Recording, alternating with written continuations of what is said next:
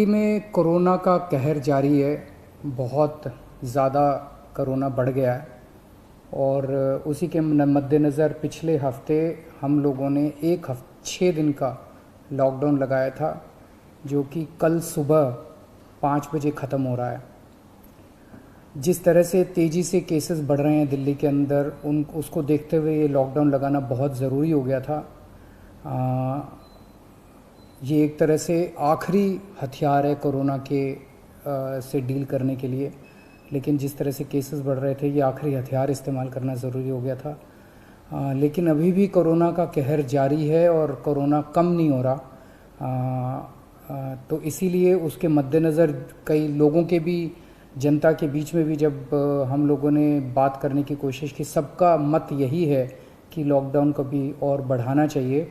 तो लॉकडाउन को दिल्ली के अंदर 1 हफ्ते के लिए और बढ़ाया जा रहा है, अगले सोमवार को सुबह 5 बजे तक के लिए।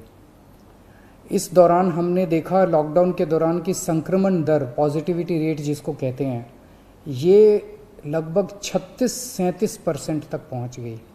आज तक इतनी संक्रमण दर हमने दिल्ली में तो नहीं देखी, बाकी दुनिया भर में हो सकता हुई हो कहीं पे, लेकिन 36-37% तक संक्रमण दर पहुंच गई। पिछले 1-2 दिन से थोड़ी सी कम हुई है, आज 30 के नीचे आई है, 29 पॉइंट कुछ आई है। मैं ये नहीं कह रहा कि कोरोना ख़त्म होने की दिशा में जा रहा है, लेकिन ये अभी तथ्य हैं। अभी और कुछ दिन देखना पड़ेगा, हो सकता है बढ़ जाए, हो सकता है कम हो, लेकिन हम भगवान से प्रार्थना करते हैं कि कोरोना से हम लोगों को मुक्ति मिले। पिछले कुछ दिनों से हम देख रहे हैं कि दिल्ली में ऑक्सीजन की काफ़ी ज़्यादा समस्या हो रही है। दिल्ली में ऑक्सीजन की काफ़ी कमी महसूस हो रही है। दिल्ली की इस वक्त ज़रूरत 700 टन की है और हमें केंद्र सरकार से 480 टन अलॉट हुई है। कल 10 टन और अलॉट किया केंद्र सरकार ने, 490 टन अब दिल्ली को अलॉट हुई है। लेकिन ये पूरी अलॉटमेंट भी अभी दिल्ली में नहीं आ रही है, इसका भी काफ़ी कम, एक तरह से कल 330-335 तक ही दिल्ली पहुंची है। तो 700 टन की ज़रूरत है इतने कोरोना की महामारी में, उसके मुकाबले में 330-335 ही पहुंच रही है। ये दिल्ली जो ऑक्सीजन की कमी है, दिल्ली के अंदर ऑक्सीजन पहुंच नहीं रही है, जगह जगह से जो ऑक्सीजन आनी है, ये एक बहुत बड़ा कारण है जो ऑक्सीजन की कमी जगह जगह अस्पतालों में महसूस हो रही है।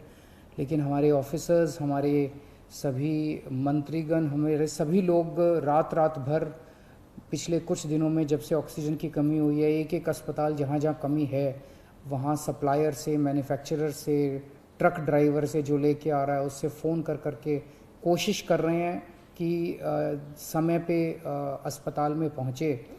मैं ये नहीं कहूँगा कि सारी कोशिशें कामयाब रही, कई जगह फेल भी हुए हम लोग, और कई जगह हम समय पे ऑक्सीजन पहुंचाने में हमारी टीम कामयाब भी हुई। तो सबसे पहले तो मैं उनको जो रात रात भर काम करके और अस्पतालों तक ऑक्सीजन पहुंचाने की जो लोग भी कोशिश कर रहे हैं, उन सबका मैं धन्यवाद करना चाहता हूं कि इतने मुश्किल समय में इतनी मेहनत कर रहे हैं। क्योंकि ऑक्सीजन इतनी इस वक्त कीमती है, इतनी कम है, तो उसका मैनेजमेंट करना बहुत ज़रूरी है। तो उसको मैनेजमेंट करने के लिए भी अब कल से ठोस कदम उठाना चालू किया। हमने एक वो पोर्टल टाइप बनाया है और ऑर्डर जारी कर दिए गए हैं, जिसमें हर 2-2 घंटे में मैन्युफैक्चरर से लेके और अस्पताल तक, एंड यूज़र तक, हर एक को 2-2 घंटे के अंदर अपनी ऑक्सीजन की पोजीशन बतानी पड़ेगी।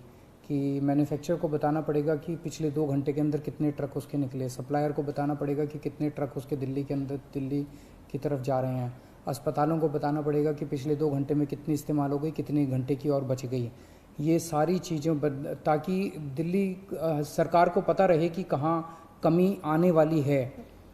तो इसके अलावा केंद्र सरकार से काफ़ी सहयोग मिल रहा है। कल भी पूरा दिन केंद्र सरकार के अलग अलग मंत्रालयों के साथ हमारे ऑफिसर्स की टीम बैठी रही और दोनों टीमें, केंद्र सरकार और दिल्ली सरकार, अच्छे से मिल के काम कर रही हैं और कोशिश की जा रही है कि जो भी सप्लाईज़ आने में दिक्कत हो रही है, उन दिक्कतों को दूर किया जा सके। और मैं समझता हूँ कि आने वाले कुछ दिनों के अंदर ये बहुत ज़्यादा अफरा तफरी का जो आलम है ये ठीक हो जाना चाहिए। कल हम पूरी कोशिश कर रहे हैं कि जहाँ से भी, और केंद्र सरकार से तो मदद मिल रही है, और भी जहाँ से भी हम लोगों को ऑक्सीजन मिल सके, ऑक्सीजन के टैंकर मिल सके, पूरे देश से, दुनिया भर से हम पूरी कोशिश कर रहे हैं। कल देश के सभी मुख्यमंत्रियों को मैंने चिट्ठी लिखी है कि अगर आपके यहाँ, आपके राज्य में, गवर्नमेंट में या किसी कंपनी में कोई ऑक्सीजन की पॉसिबिलिटी हो तो हमें ऑक्सीजन मुहैया कराइए, ऑक्सीजन टैंकर मुहैया कराइए। कुछ एक राज्यों के साथ बातचीत भी शुरू हुई है।